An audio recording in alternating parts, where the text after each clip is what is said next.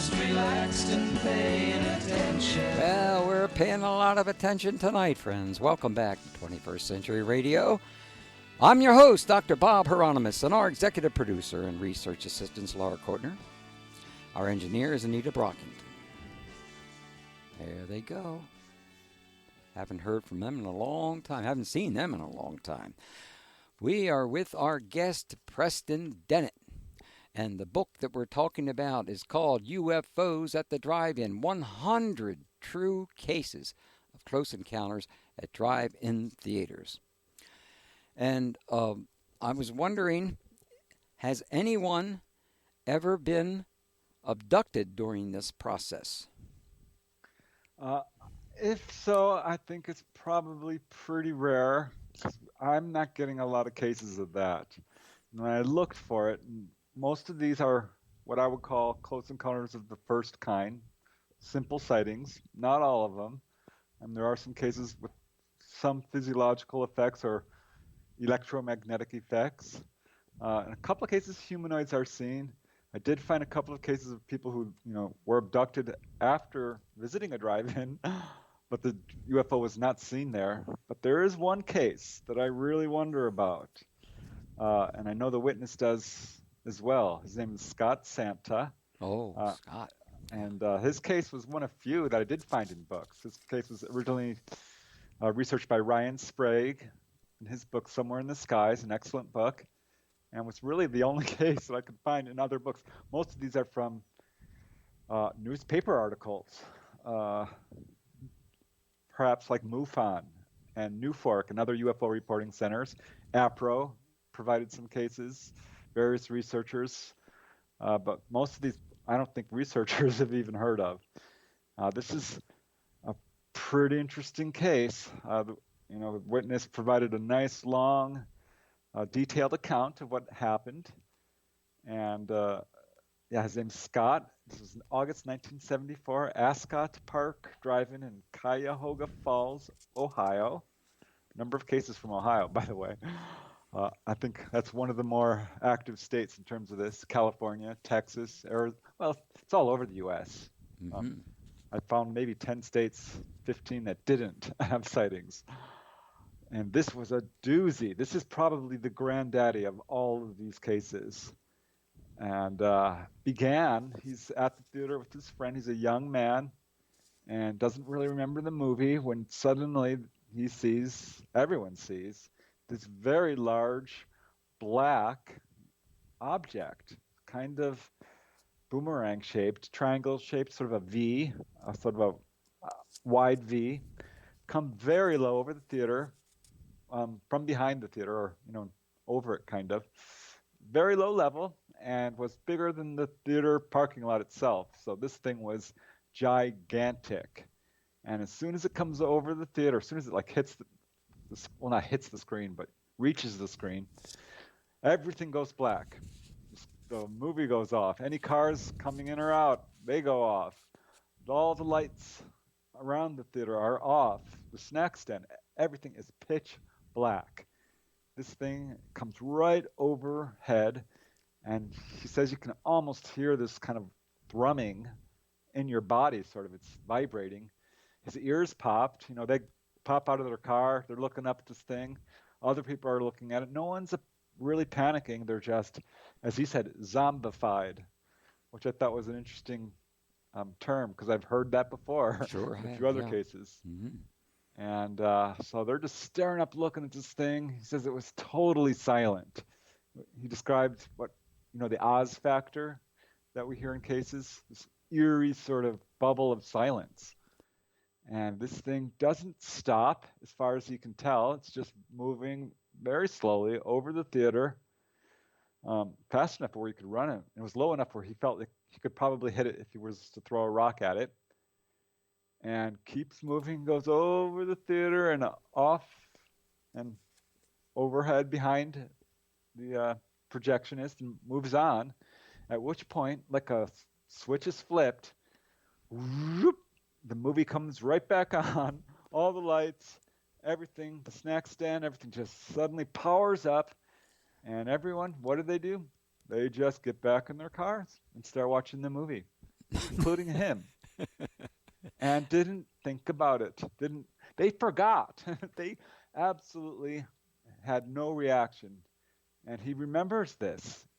And he remembers going to the bathroom afterwards, and people were just lining up and no one was talking about it. And it was as if it never happened. And he would not have remembered if he hadn't gone to this bookstore one day, 2 years, 3 years later, and picks up Ed Ruppelt's book. Oh. The Blue Book guy. Yeah. Who also defected like Hynek and said, yeah, UFOs are real, Edward J. Ruppelt. He picks up that book and sees the word UFO in the title, and these memories come flooding back like a tidal wave. And he remembers exactly what happened. It shook him up. This is what I call a cue. I've seen this in usually abduction cases, honestly, but sometimes sightings that people suddenly remember a sighting that they had completely forgot an experience. And he recalled all these details. He wasn't able to talk to his friend who had lost touch with, unfortunately. And so doesn't have other witnesses, which is not unusual. In a number of these cases, the testimony rests on just maybe a family or a couple of people. There are a few with multiple witnesses, though. And he wonders to this day, did something happen? Why was it so low? Why didn't they remember? There's these really weird, eerie aspects to it that make him wonder, could there have been more extensive contact? Mm-hmm. You mentioned humanoids a little earlier. Were these just the gray ones, or were there any the whites or any of those other different ones? Yeah, I found only 2 cases with humanoids. And actually, no, I'm gonna change that. 3. I found 3 cases, but they're all very strange. Honestly, one occurred in Fort Lauderdale, Florida, in 1973. This is a secondhand case, unsubstantiated, but still really interesting. This witness says this. How he noticed it was the projectionist suddenly interrupts the movie and says, "Hey, everyone, look, there's a UFO. This is not a hoax." Really funny. And what yeah, a movie that would be. This is what happened. And he's like, yeah, look, it's not a hoax. It's a UFO. And sure enough, the witness looks up and there's this classic flying saucer, 50, 100 feet over the theater and circling around it lazily, not staying still really, but kind of circling. And his girlfriend is just freaking out. She won't look at it. She's hiding under the seat. Despite his entreaty, he's like, look, this is amazing. And this thing was metallic. It had a number of portholes on it. There was light coming out of the portholes, and through the portholes, he could see silhouettes of humanoid figures who looked human enough. What kind of portholes were they? Were they circular, rectangular, trapezoid, or what? I believe they were round. I'd have to look that up to be sure. I'm not sure if he actually described that. But he said that, yeah, he could just see silhouettes of figures and couldn't tell, if they were human-looking or not. But it was thrilling, and everyone saw this. And this thing, it's a pretty populated area. This is not a super rural area like, some drive-ins are in pretty rural areas. There was an airport nearby, and this thing starts heading towards there at some point. But at some point, the military, he says, showed up in jeeps and the whole deal and ordered the movie stopped and the theater cleared out and no one's to talk about it. Obviously I couldn't substantiate that, but yeah, it's one case with humanoids, but there's another that's really weird, and I don't know what to make of it. And I don't think the witness does either. Actually, a couple. But yeah, if I can tell you about the Bogalusa case. Oh, please do. I've always wanted to hear about the Bogalusa case. This is something in my dreams the other night. I was thinking, whatever happened to the Bogalusa case? So let us give it all to us. Yeah, this is, again, mid-1960s, late 1960s, Bogalusa, Louisiana. This is a case from MUFON. And the witness is anonymous. She's now a woman in her 70s, but at the time was just a student in college. And her family owned a little drive-in theater in Bogalusa, Louisiana.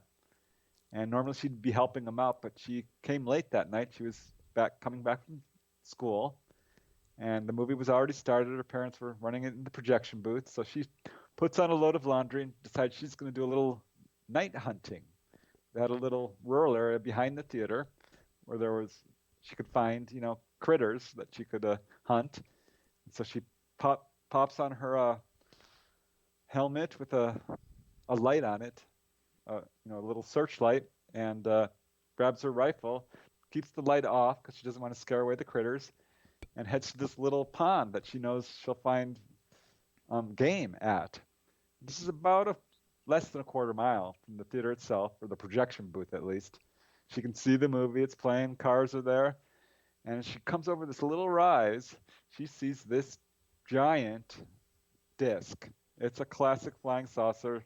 This one has big square portholes all around it. She says they're at least 2 feet high. She grabs her rifle. It's got a scope in it that magnifies to 4 times and rests it on a little fence there and looks inside this object because she can see figures. And she says they're absolutely human looking. As far as she can tell, these are Air Force officers.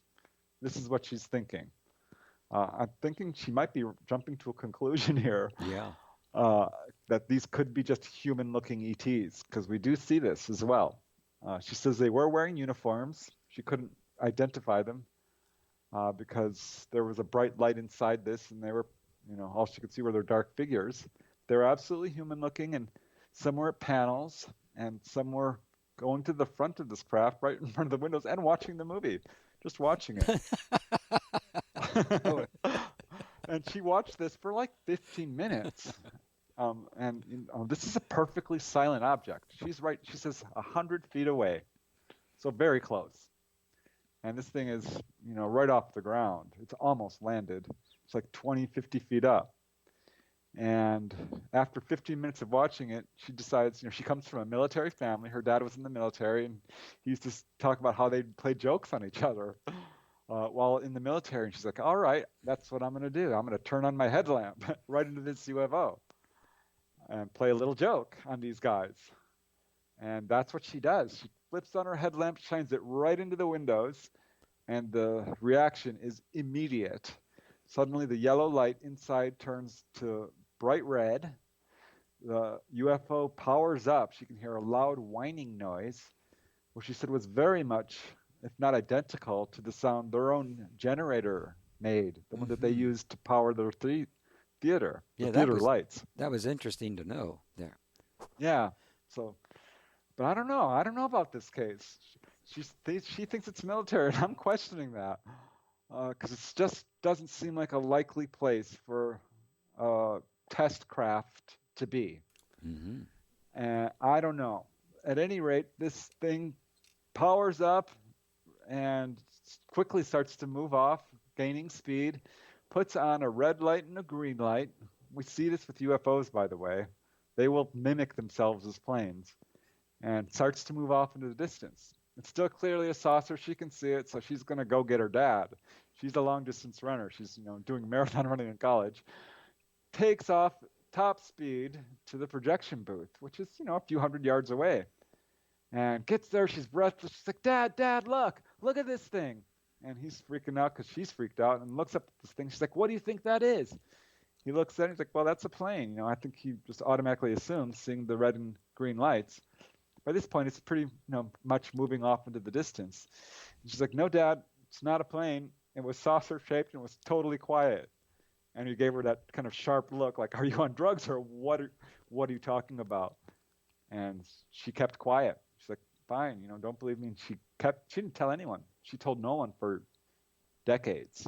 Kept it entirely quiet until finally reporting this to MUFON, saying, I don't care if anyone thinks I'm crazy. People have to know about this. Well, that's how unfortunate it has been up to the last couple of years, and I'm glad that that's changing. But what else is changing right now is we need to take a break here on 21st Century Radio, whether we like it or not, Preston, but we're going to do it. And the book we've been talking about is UFOs at the Drive-In, 102 True Cases of Close Encounters at Drive-In Theaters, Blue Giant Books. And again, you can see the link on our Facebook page for 21st Century Radio if you want to order a copy of this very important book.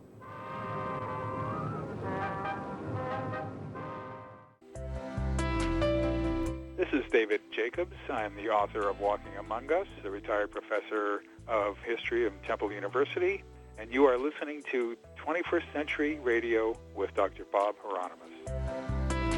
Brother David Jacobs, my gosh, we're going back 40 years here on 21st Century Radio. Hey, do you remember David Jacobs, Preston? Of course I do. Yeah, a great man. Really a great man. It's just wonderful that these guys are still alive, because some of them have lost their physical bodies by now. By the way, is there any government interest or involvement or cover-ups dealing with these particular kind of UFO experiences? Yeah, absolutely. We do see some cases we saw a couple where the government showed up, and I know there's another case like that. Let's see. I remember now. This is a great case. I mean, I love all these cases. They're just so bizarre. They are, yeah. This one occurred in Belleville, Illinois, October 1975. The movie was Last Tango in Paris, and first one object showed up and then two, and they started to put on this display, and it was going on for such a long time that they finally just turned off the movie. They're like, no one's watching the movie. And at least 100 people, the witness says, got out of their cars and were watching this thing.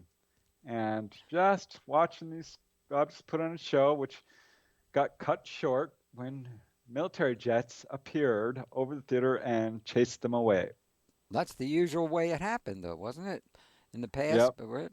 The military would come and they'd chase them away, and then everyone was safe again. As a matter of fact, they weren't unsafe to begin with, but that's something else we found out later on.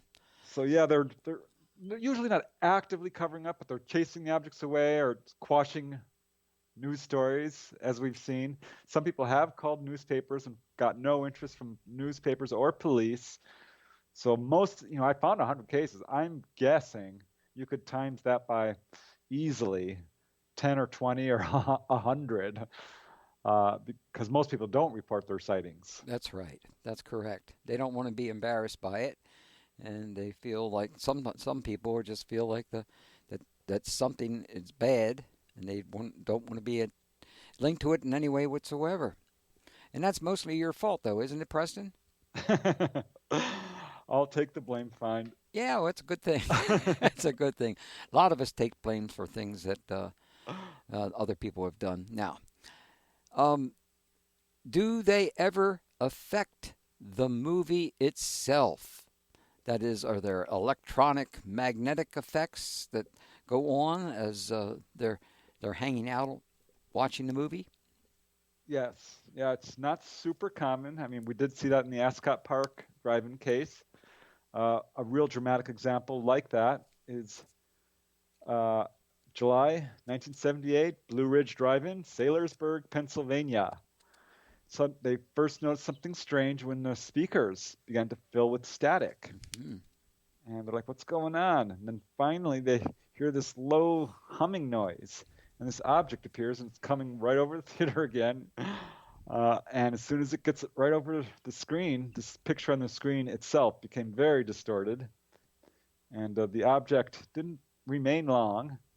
It just kind of came over the theater, affected the electronics, and moved off. But that was enough for most of the people. About half of the audience just left. They're like, that's enough. We don't need to see any more. But often what we'll see is they'll just stop the movie itself. So that, I'm not sure if you'd call that electromagnetic effects. No, but it's really interesting how people react. I find that most interesting of all. There was one case. This is the Portland Twin Theater, Scarborough, Maine, June 15th, 1975. 70s was when these things were super active and just putting on shows.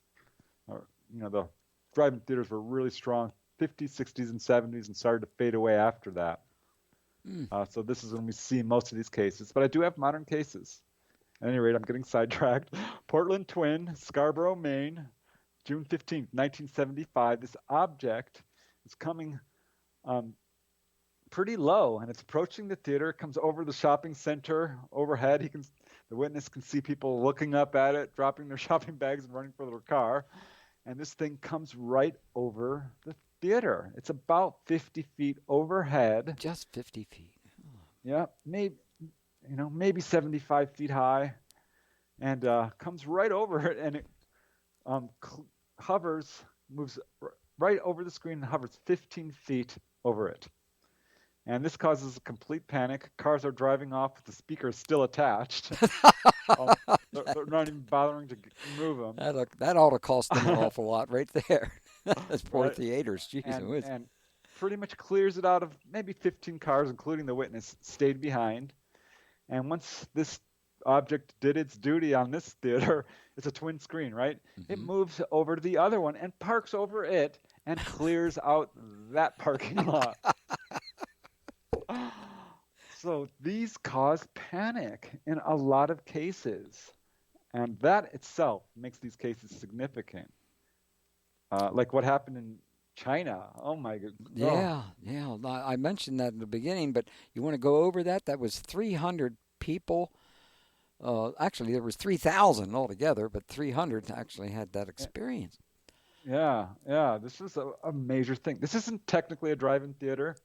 This is an outdoor theater, but I included it because it's the same phenomena that we're looking at here. That's 90% of these cases, 95 are in the U.S. Drive-ins are largely a Americana, a U.S. phenomena, but there are a couple of Canada cases, and there's this one, which was in Zhangpao County in Fujian, China. 3,000 people are watching beyond the blue Danube River, and these two objects show up without any warning. They're large, they're glowing, fiery yellow objects, and they come swooping down. And as they typically do, they come so low, people are thinking they're going to come for a landing. They're coming right over the audience. So low, people could feel the heat from them. It lit up the entire area, causes complete panic. Everyone just scatters. And this is 3,000 people. And after, these objects weren't there long. They just came over the theater, buzzed it, took off, and left. But the panic had already occurred, and over 300 people were injured, some seriously, and 2 children were trampled to death, lost their lives. It's tragic. I don't think the objects, whoever the occupants meant to do that. I have to believe that. But I don't know. Because panic occurs in a number of these cases. Well, I think we're fortunate that we haven't lost more people to that. Why? I don't know. Well, what's the most widely viewed case? Yeah, that would definitely be it. But I would say some of these probably have 600 people because some of these theaters are full up. In fact, I was counting. I'm like, okay, I've got 100 cases here. Minimum is about 100 per case. So already we can see we've got at least 10,000. But let's see, the Zhangpo case has 3,000 people. And so I was counting them up. And I'm giving a conservative estimate that 20,000 people, 25, are represented in this book alone. Mm-hmm. So this turns out to be a very effective method of announcing their presence. Are there still any? Well, I know there are a couple of drive-in theaters hanging out. As a matter of fact, you have, if I find this correctly, there was a Baltimore sighting on it. Do you recall when that one was? I think it's on page. Oh. I do recall that one. Let me see. I have my notes right here. Yeah, this was an interesting, because we don't have a whole lot of details about what actually happened over the theater itself. There was an outside witness near the theater who had a very dramatic sighting. Yeah. And it really impressed her. Her family didn't believe her, but she's talking to a friend afterwards. And her friend's like, "Oh my God, you saw those too?" And she's like, "Yeah." And this friend said that she was actually at the local drive-in movie when this object, these lights, passed very low overhead. Everyone stopped watching the movie, as they always do, got out of their cars and watched these things. What's this in 1974? The Baltimore Drive-In Theater was 1974. Yep. March. Yep. And, It's an interesting case. I don't have a whole lot of details on it. Do you know the name of the theater? Because we only have one or two drive-ins left. Glen Burnie, I think, is the one. I think it's Glen Burnie. Yeah. Well. Yeah, I tried to look. I don't have the name of the theater. A lot of people do name the theater specifically, but often they don't. But yeah, there still are a lot back in the day. Boy, drive-in theaters started early 1930s. Really, people started watching movies on outdoor screens. But it was really the 40s when it started to become a thing, and 50s it became extremely popular. Mm-hmm. By the 60s, they had policemen walking up and down the aisles with flashlights. Oh, that was terrible. That was terrible. Remember that? Well, I don't know. Did you have that in California? The policemen walking up and down the aisles? No, I don't remember that. I wouldn't think so there, but in Baltimore, certainly they would. Couldn't trust kids being alone. We had 6 kids in our family, so they wanted to charge by the head. But if you could hide in the trunk or under the seat, well, save a little money.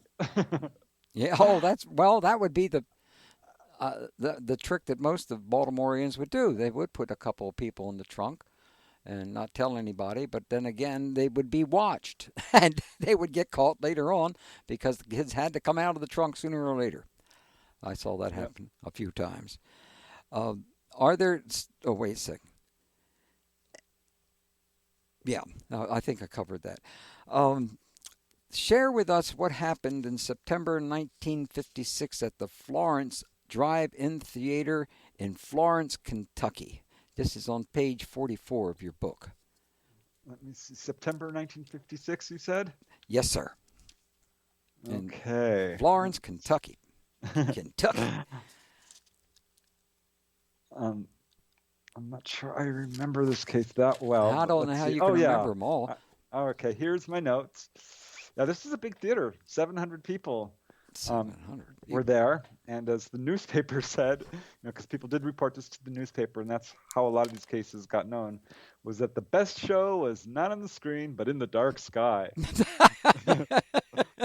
Yeah, there's some really cute headlines on a lot of these, like UFO gives bonus show. One case really just made me laugh. There was a sighting in Lubbock, Texas at a drive-in theater, but the indoor theater was showing the movie A Thing from Another World, while the outdoor theater, they were actually seeing A Thing from Another World. But in this Florence case, it's sort of not your typical sighting.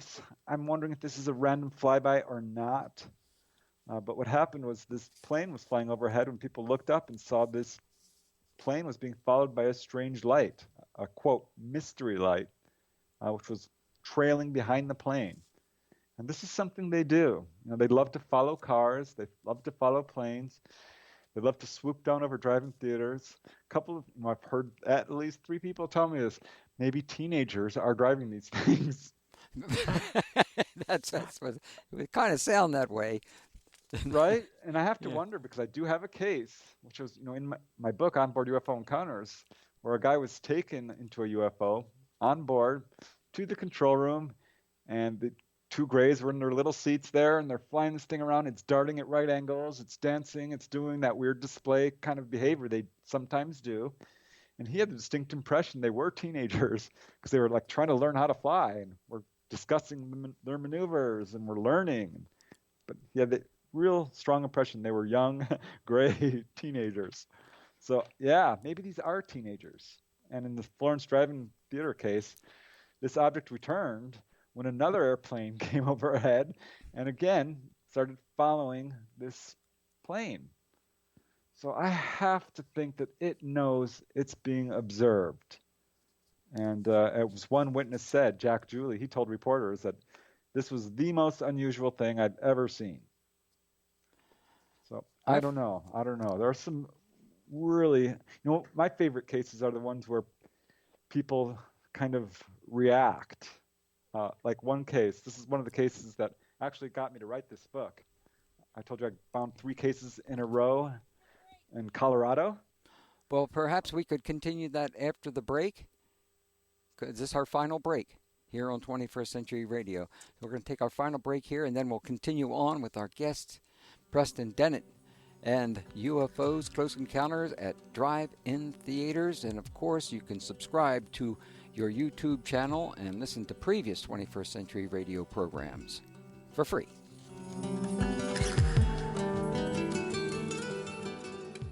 Our interest in your planet is that of an elder brother. In the solar family, the delinquent member is you, Earth. We want nothing from your planet, but we cannot allow you to endanger our own existence. Well, welcome back. We do endanger the universe. Someday we'll get into that more deeply, but we're not going to right now. Great case. You're talking about a great case in Colorado. Is that correct, Preston? Yeah. This is what got me to start looking into these cases. I ran into 3 cases in a row in Colorado, and this was one of them. This is July 1976, Boulder, Colorado. I don't know the name of the theater, unfortunately, but this involved your classic domed saucer, and it was maybe 200 feet overhead, very low, and this thing starts flashing lights at people. And not only that, it extends this sort of weird box-like device and from the sort of underneath it and shines more lights, and it became so bright it was really too bright to look at. And so at this point, cars started honking and flashing their headlights, and this thing reacted and apparently, just moved away at this point. But what I love about some of these cases is there's this weird interaction where the UFO's flashing lights and people are honking and they're flashing their lights. I mean, that's what happened at the Wisconsin drive-in.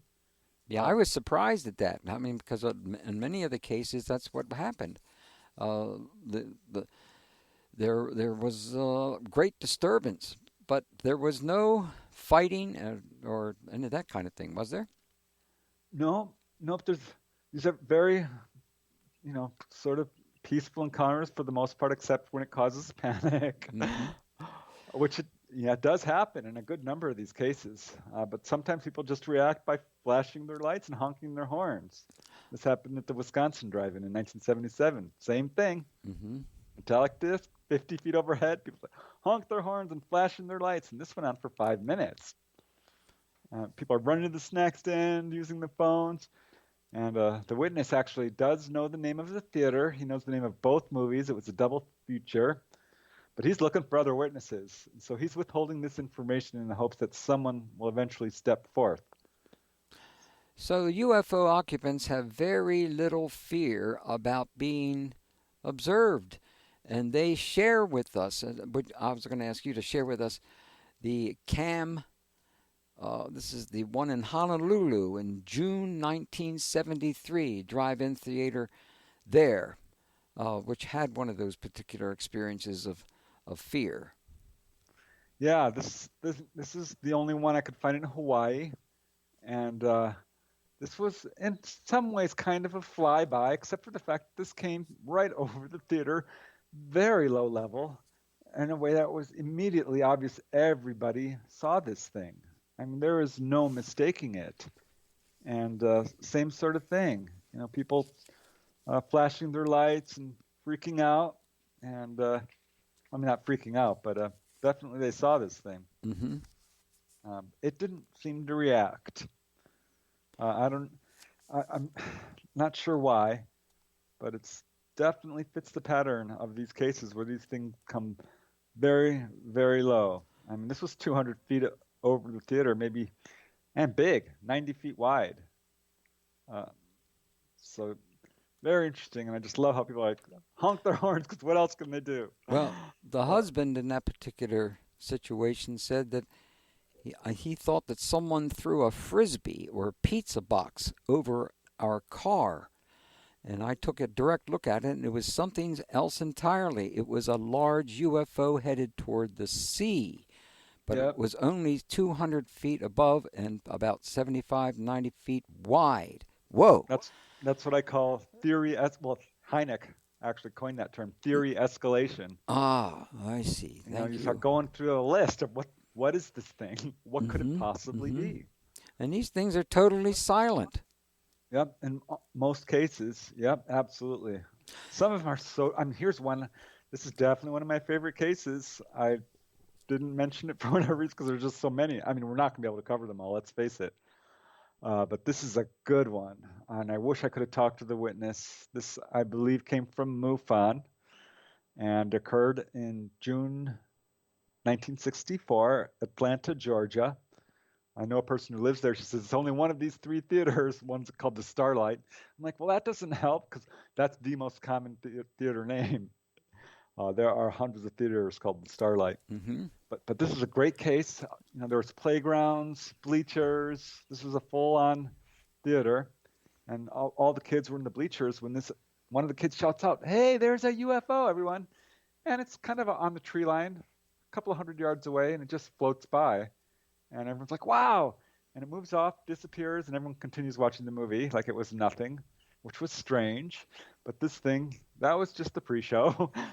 This thing comes for the encore, the climax.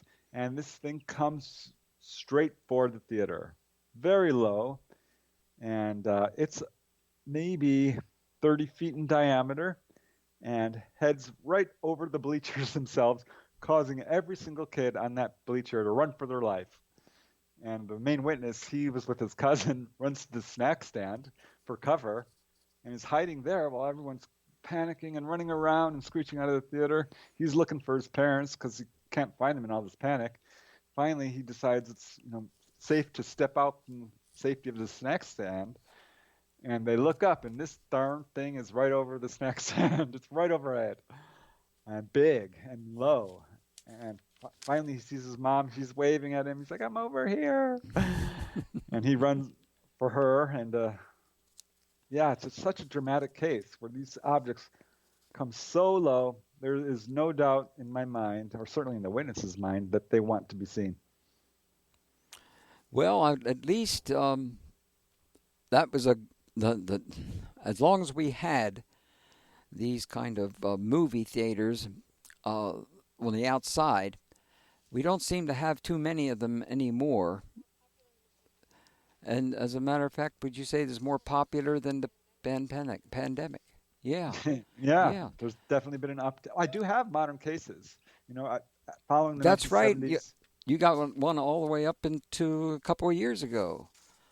Yeah, 2018, probably the best one I could find was 2017, Fish Creek, Wisconsin. A whole family was at the theater there, and this UFO is darting across the sky. And as soon as it reaches the theater, it stops. That's my first clue. Like, all right, here we go. And then it does a right turn, a dramatic, non-conventional, ballistic maneuvers. So when it does that, this is sort of like showing off almost. Mm-hmm. I mean, this thing could have just flew by, which it does. In 20% of the cases, it's just a random lucky chance flyby. So it's not a super dramatic setting in this case, but it's modern. And yes, drive-ins are having a comeback. They're still around. There's there was thousands back in the 50s and 60s. There sure were. 3,000, a lot, 4,000 more. Now there's just under 1,000, 400 or 500 in the U.S., and they are opening up like gangbusters right now. So they're, becoming much more popular, and I think they're going to hang on because there's just a certain flavor. There's a certain attraction. People are real hardy fans. I mean, they love their drive-in movies. Well, I think they really love. Some people feel like Well, I've heard that some people like to be made afraid, and want to have those kind of experiences. But I've always been concerned more about the beings that we're talking about here, and I think you did mention mostly it was the Greys involved in all of this. Is that correct? We don't know. We don't Oh, know we who's don't doing know. this. We can't see them. No. I mean, there was one case in Hinesville, Alabama, where a gentleman and his wife saw this UFO hovering behind the theater.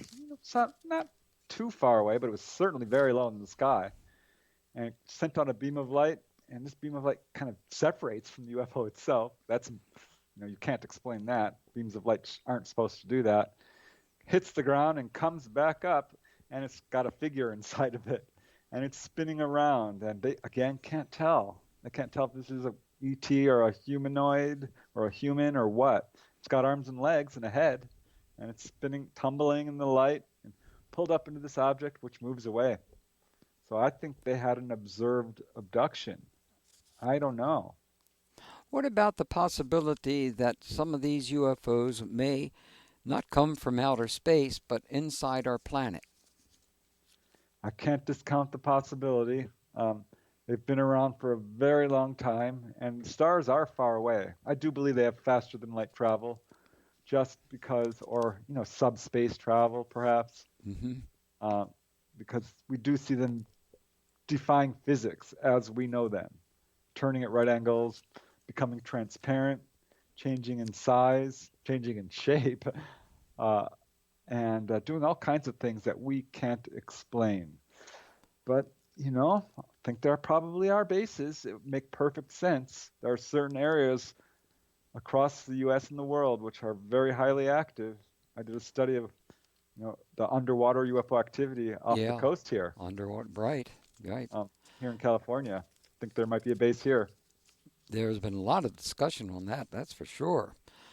There was one close encounter of a third kind. That's the Hines one.